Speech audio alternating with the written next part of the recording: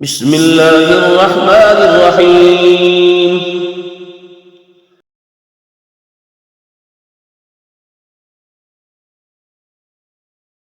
إن نقول إلا اعتراك بعض آلهتنا بسوء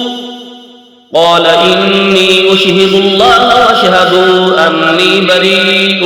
مما تشركون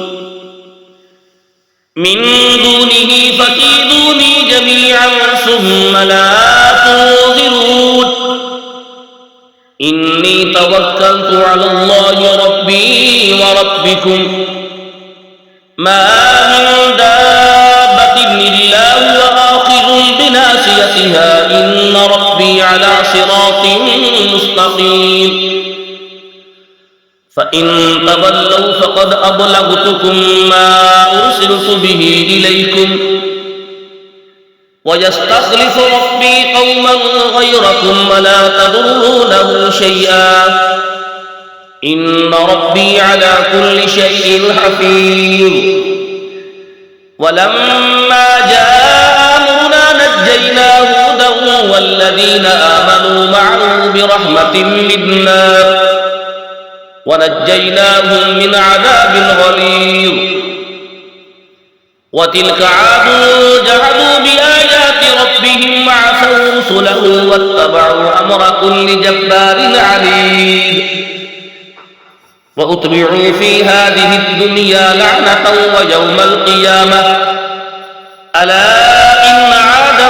كفروا ربهم ألا بعدا لعاد القوم هود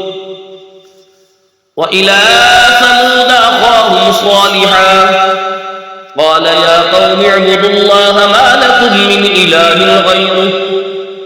هو أنشأكم من الأرض واستعمركم فيها فاستغفروه ثم توبوا إليه إن ربي قريب مجيب قالوا يا صالح قد كنت فينا مرجوا قبل هذا أتنهانا أن نعبد ما يعبد آباؤنا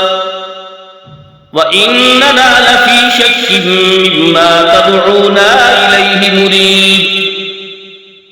قال يا قوم أرأيتم إن كنت على بينة من ربي وآتاني منه رحمة فمن ينصرني من الله إن عصيته فما تزيدونني غير تخسير ويا قوم هذه ناقة الله لكم آية فذروها تأكل في أرض الله ولا تمسوها بسوء فيأخذكم عذاب قريب فعقروها فقال تمتعوا في داركم 3 أيام ذلك وعد غير مكذوب فلما جاء أمرنا نجينا صالحا والذين آمنوا معه برحمة منا ومن خزي يومئذ إن ربك هو القوي العزيز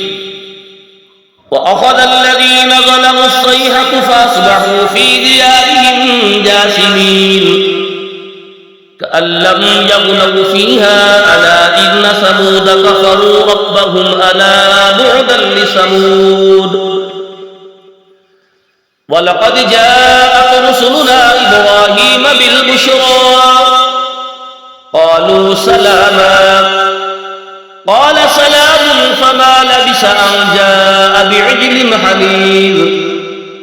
فلما رأى أيديهم لا تصل إليه نكرهم وأوجس منهم خيفة قالوا لا تخف إنا أرسلنا إلى قوم لوط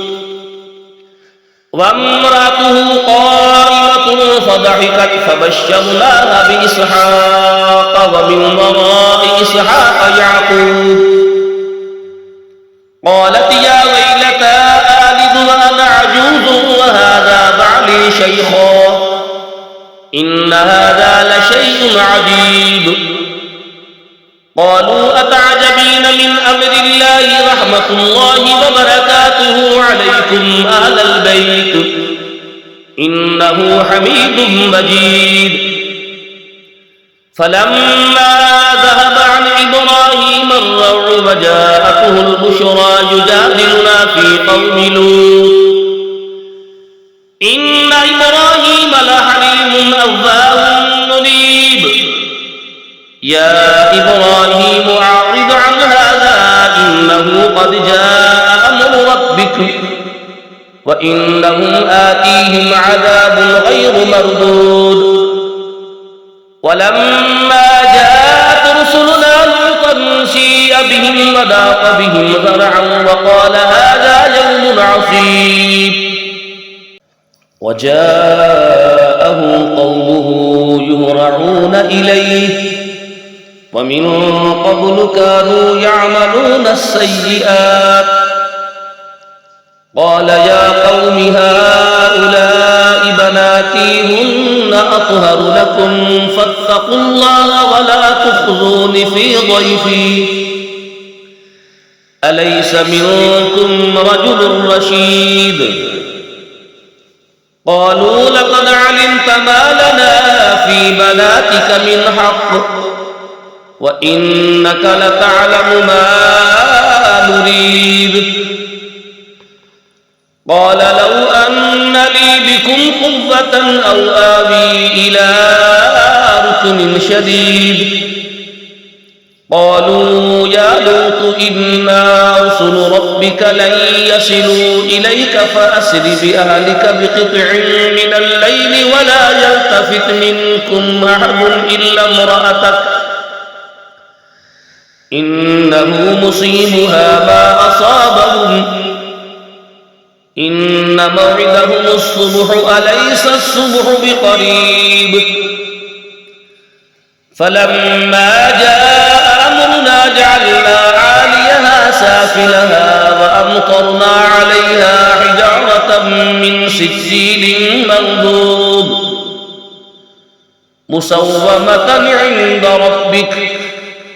وما هي من الظالمين ببعيد وإلى مدين أخاهم شعيبا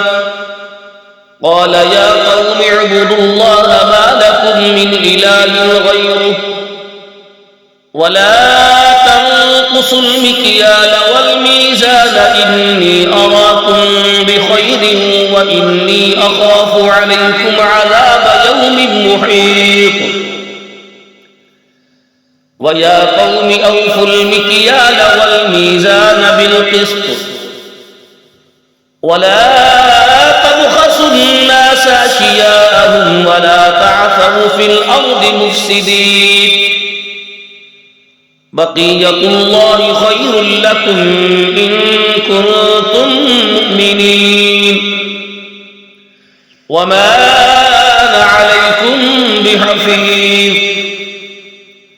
قالوا يا شعيب وصلاتك تأمرك أن نترك ما يعبد آباؤنا أو أن نفعل في أموالنا ما نشاء إنك لأنت الحليم الرشيد قال يا قوم أرأيتم إن كنت على بينة من ربي ورزقني منه رزقا حسنا وما أريد أن أخالفكم إلى ما أنهاكم عنه إن أريد إلا الإصلاح ما استطعت وما توفيقي إلا بالله عليه توكلت وإليه أنيب